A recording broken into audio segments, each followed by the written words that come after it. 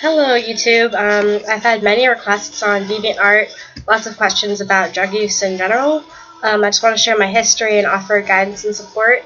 If you feel comfortable with it, please message me if you're anything from an occasional or recreational user to possibly a hardcore addict. I promise that I will be there to help support you, offer my history, and just share something about myself.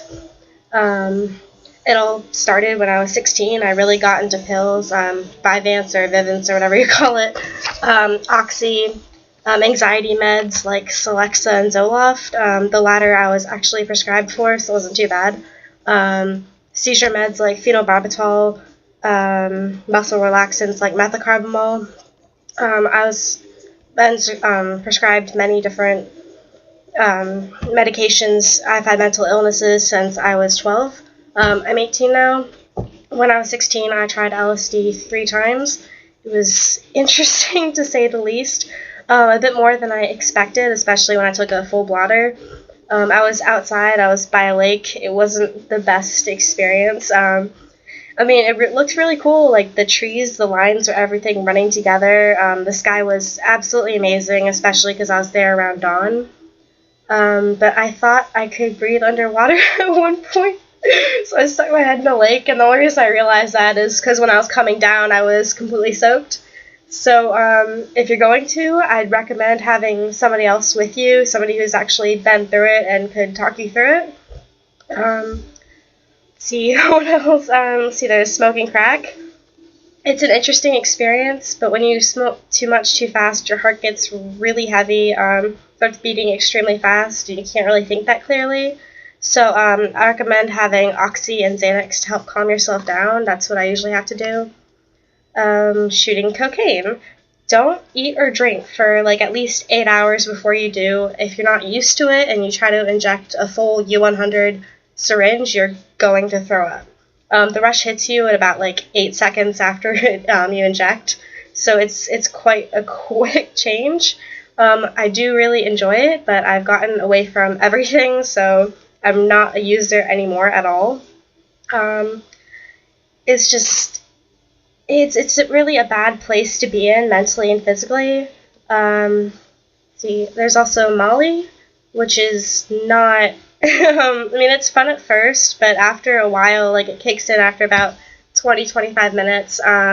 You get extremely sweaty and you feel really, really hot.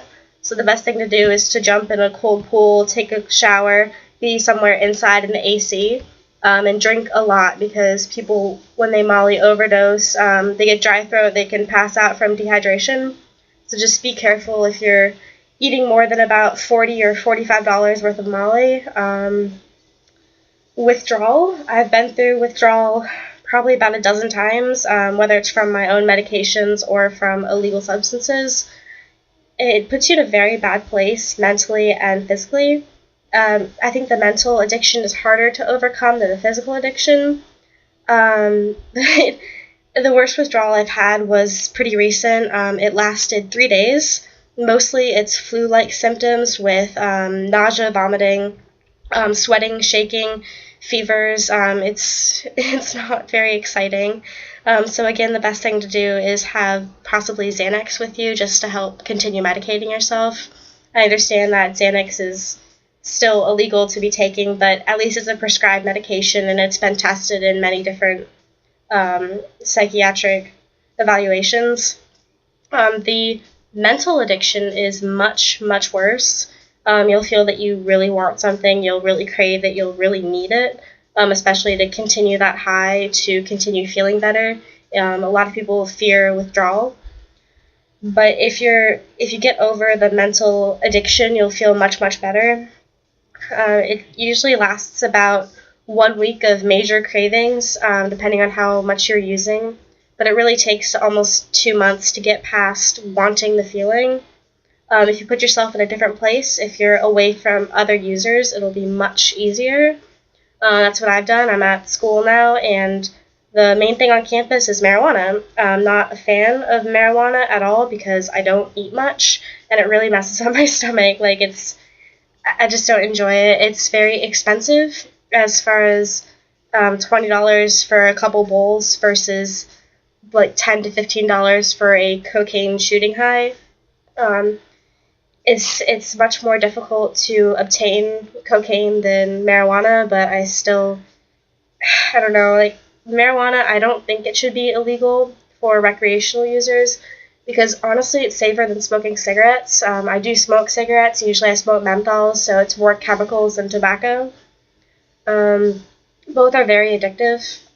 There is such thing as a marijuana addiction. I know it sounds silly and most people laugh at it, but it's more of a mental than a physical addiction. There's a mental addiction to anything, whether it's a habit that you do, if it's like an activity that you enjoy.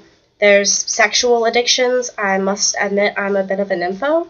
It's not a good place to be in, but as long as you're practicing it safely, you should be okay. As far as birth control and condoms go, I'm kind of bad about using condoms, but I promise I'll get better. I regularly get tested, so it's not a big deal. I'm not trying to expose anyone else. I'd feel terrible if I did expose someone else. But back to drug use. Seriously, if you need help, there are hotlines to call. If you feel that you want to put yourself in a safe place to get away from it, I suggest calling a crisis stabilization unit, any sort of psychiatric facility with a detox unit.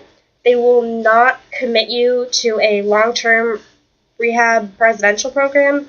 I've been through many residential programs. I've spent over 8 months between rehab and psychiatric help, mostly from sexual abuse, trauma, exploitation. It's not a good place to be in, and usually drugs and bad mental things go together. So if you get away from one, you'll be able to get away from both.